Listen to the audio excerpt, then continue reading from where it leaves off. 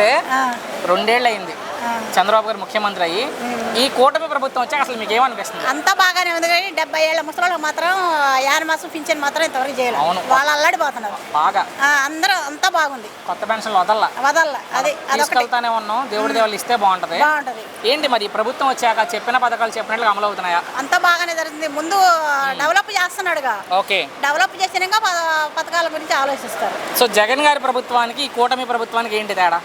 జగన్ ప్రభుత్వం అంటే అంతా రౌడీజమే. ఓకే, కానీ ఇప్పుడు రౌడీజం నడిపిస్తున్నారు, రెడ్ బుక్ రాజ్యాంగం నడిపిస్తున్నారు అంటారు జగన్ గారు.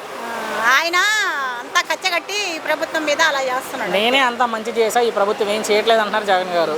ఆయన చేసింది ఏంటంటే ఆటో వాళ్ళకి చేశాడు, ఎక్కువ రౌడీ వాళ్ళకి ఎక్కువ చేశాడు సాయం. ఓకే, ఏంటి నారా లోకేష్ గారు ఎలా ఉంది ఆయన పనితీరు? విద్యాశాఖ మంత్రిగా, ఐటీ శాఖ మంత్రిగా అంతా బాగుంది. ఓకే, ఆ 70 ఏళ్ళ వాళ్ళకి పింఛన్ ఒకటి యానివర్సరీ చేస్తే చాలు. లేడీస్ గా 1500 ఇస్తే ఇంకా బాగుంటది. చివరిగా అమ్మ జగన్ గారు మరలా ముఖ్యమంత్రి అవుతారా? అవరు. ఎందుకు అవరు అంటే జగన్ గారు అవరు మళ్ళీ అవుతా మళ్ళీ రాజధాని ఆగిపోద్ది. ఆయన అయితే చెప్తున్నారు మావిగాని పెడతారంట, రాజధాని మారుస్తారంటున్నారు. మరి అవుతారా జగన్ అంటే? అవడు.